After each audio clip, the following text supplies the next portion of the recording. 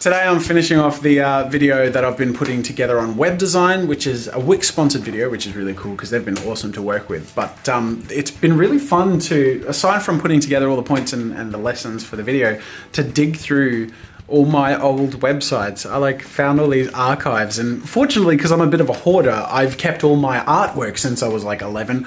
I also have kept all my websites since I started making websites, and they're really bad. Okay, this is the first ever Jazza Studios. It's unfinished, by the way, because I only got this far. I really like the feature, the design feature that the background repeats across here. I think it's because back then, monitors were only ever that big, so I didn't worry about that. I didn't think the day would ever come that I'd have to, worry about that. And then I started to make them in Flash, because I had more control, because I didn't know how to code, obviously. That's what I ended up with when I had to sort of HTML WYSIWYG it together. So then I had this, look at that. That's my first Jazza avatar. That's me wearing my own Paladin t-shirt. And what's this? Hosted on Freddy Jr. It's so good. Okay, wow, cool. And then this was I think this was my first publicly released website. And basically, they were just a bunch of links to other places. You click art and it would go to my Newgrounds art page or whatever. And this was my first properly HTML sort of website. So I started to actually learn how to piece things together. It wasn't gorgeous, but it did the job. I also had my own web comics. Well, when I say web comics, obviously only 3. And it looked like this. Wow, that's pretty bad. And then it started to refine a little bit and end up looking like this, which is closer to what I have. But yeah, it's interesting because you can sort of see that journey of trying to learn how to piece things together myself.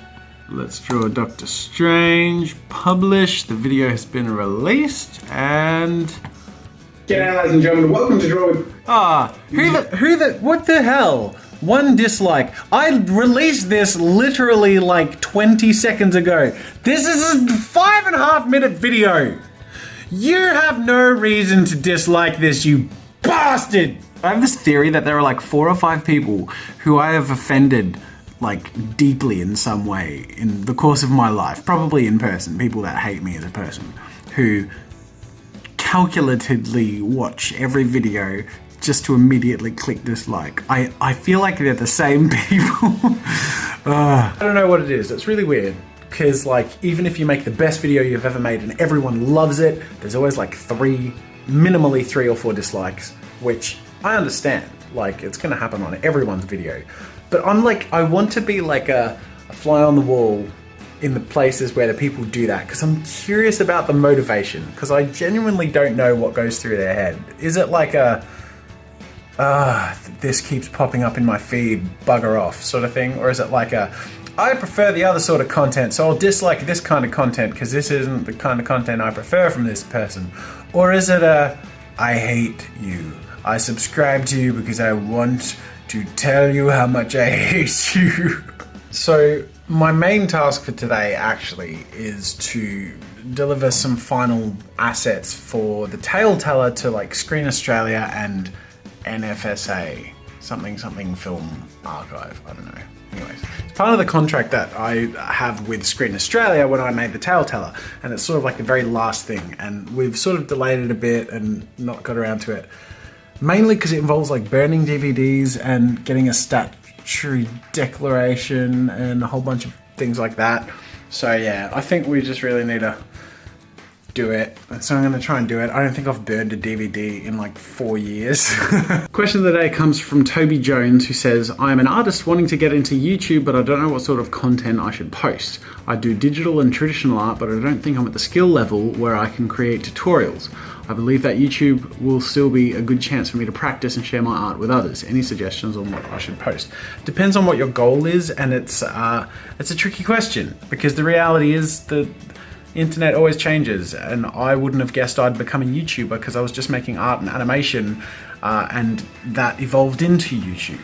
So I don't know what the future holds, but I recommend finding your passion, the thing you love most. Mine is animation, art, and characters. finding what you love that you can offer something unique on and just going crazy with it. And find new ways of presenting that, experiment with it, be ambitious. As far as the type of content, I recommend finding the sort of thing that people like watching and that is popular thematically, but putting your own twist on it. Be unique. Offer something that they haven't seen elsewhere. That's why people are going to subscribe to a person on YouTube. It's because they feel like they can't see that elsewhere, or at least it's not better quality elsewhere. You're offering something good quality, unique, and fun to watch. So make something fun to watch. That's my advice. And have fun while you do it. That is it for today, and today is Friday, which means it's the weekend. My eyes are a little bit tired. It's been a big week, but a good one. Thanks for watching. I'll see you tomorrow.